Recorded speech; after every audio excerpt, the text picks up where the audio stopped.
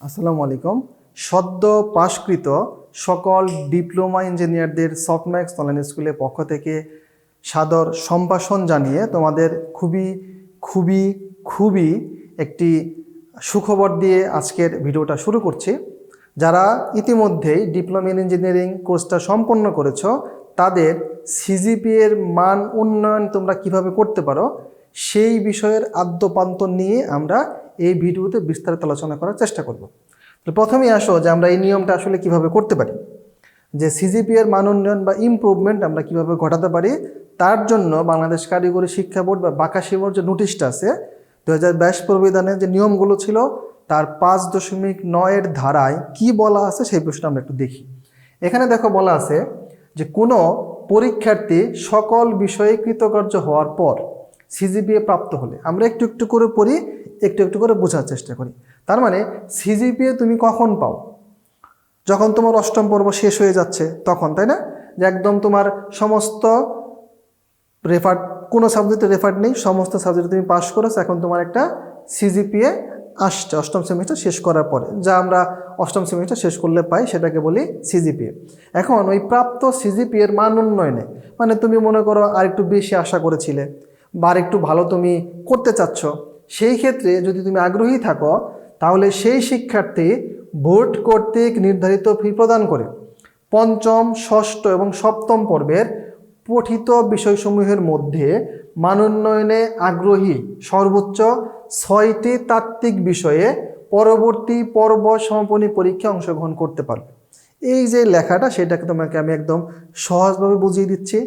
আমরা জানি যে আমাদের 2022 প্রবিধান অনুসারে প্রথম এবং দ্বিতীয় সেমিস্টারে আমাদের মোট জিপিএর সিজিপিএতে যুক্ত হয় 5%, তৃতীয় এবং চতুর্থ সেমিস্টারে যুক্ত হয় 10%, পঞ্চম, ষষ্ঠ, সপ্তম এই 3 সেমিস্টারে যুক্ত হয় 20% করে। তাহলে এই পঞ্চম থেকে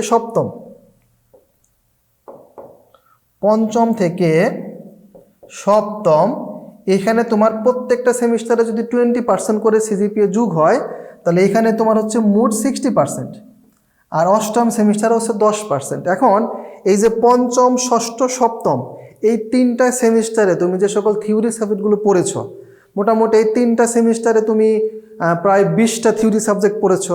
এখন এই যে 18 থেকে 20টা থিওরি সাবজেক্ট তুমি পড়েছ, সেখান থেকে তোমার কাছে যদি মনে হয় যে এই তোমার মার্কশিটটা তুমি এখন পেয়েছো পঞ্চম, ষষ্ঠ, সপ্তমের, সেই মার্কশিটগুলো দেখে তোমার কাছে যদি মনে হয় যে এই সাবজেক্টটা আমার খারাপ হয়েছে, এই সাবজেক্টটা আমার ভালো করা সম্ভব, সেই ক্ষেত্রে তুমি সেখান থেকে বেছে বেছে 6টা সাবজেক্ট, 6টা তো তাত্ত্বিক মানে হচ্ছে থিওরি সাবজেক্ট, 6টা থিওরি সাবজেক্টের পরীক্ষায় তুমি অংশগ্রহণ করতে পারবে। কখন?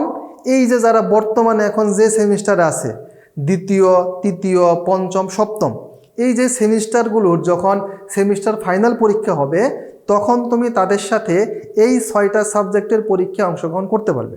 করার পরে তোমার তো একটা নির্দিষ্ট রেজাল্ট আসবে, সেই রেজাল্ট যদি তোমার পূর্বের সেমিস্টারের রেজাল্টের থেকে ভালো হয় তাহলে সেই বিষয়গুলো তোমার জিপিএতে যুক্ত হবে, ওই সংশ্লিষ্ট যে সেমিস্টার আছে সেই সেমিস্টারে যুক্ত হবে। আর যদি তার থেকে খারাপ হয়, মনে করো তুমি, আমি যদি কম্পিউটারের কথা বলি, মনে করো কম্পিউটার একটা সাবজেক্ট আছে পঞ্চম সেমিস্টারে, computer architecture and micro processor.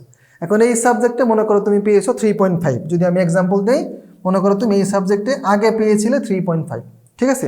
এখন এই 3.5 পাওয়ার পরে তোমার তো পঞ্চম সেমিস্টারে একটা জিপিএ তোমার যুক্ত হয়েছে, মনে করো তুমি সেখানে পেলে হচ্ছে 3.75, মানে আমি এক্সাম্পল দিচ্ছি, ধরো 3.75 পেলে। এখন তোমার এই যে পঞ্চম সেমিস্টারে তুমি এই সাবজেক্টটা পাওয়ার পরে তোমার এই সাবজেক্টটা তুমি যখন ভালো করলে তখন সেখানে তুমি পেলে 4.0, মানে 4 পেলে।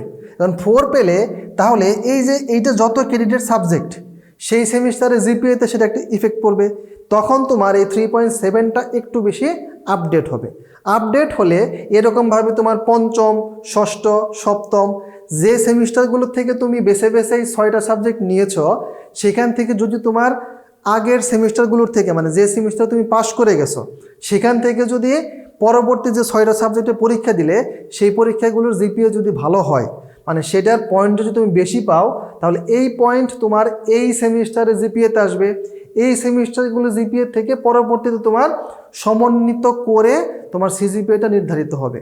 আর যদি বিষয়টা এরকম হয় যে ওই সাবজেক্টগুলোর থেকে তুমি যে পরবর্তীতে যে পরীক্ষাটা দিলে সেই পরীক্ষার গ্রেডটা আগের থেকে আরও খারাপ হলো, তাহলে পূর্বের যে সেমিস্টারের যে তোমার রেজাল্টটা ছিল প্রত্যেকটা সাবজেক্টের, তাহলে সেইটাই বহাল থাকবে এবং আগের যে রেজাল্টটা ছিল সেইটাই বহাল থাকবে। ক্লিয়ার?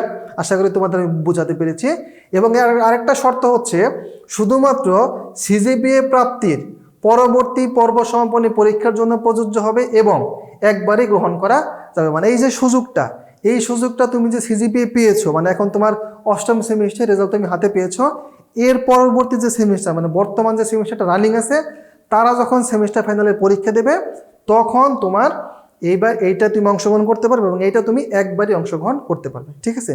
এখন তুমি যদি চাও যে তুমি এই প্রস্তুতিটা নিতে চাচ্ছ, তোমার সিজিপিএটাকে তুমি বাড়াতে চাচ্ছ, সেই ক্ষেত্রে তুমি সফটম্যাক্স অনলাইন স্কুলের যে একাডেমিক কোর্স আছে সেখান থেকে বেছে বেছে তুমি সাবজেক্টগুলো চয়েস করে আমাদের কোর্সের মাধ্যমে তুমি তোমার সিজিপিএটাকে বাড়াতে পারো।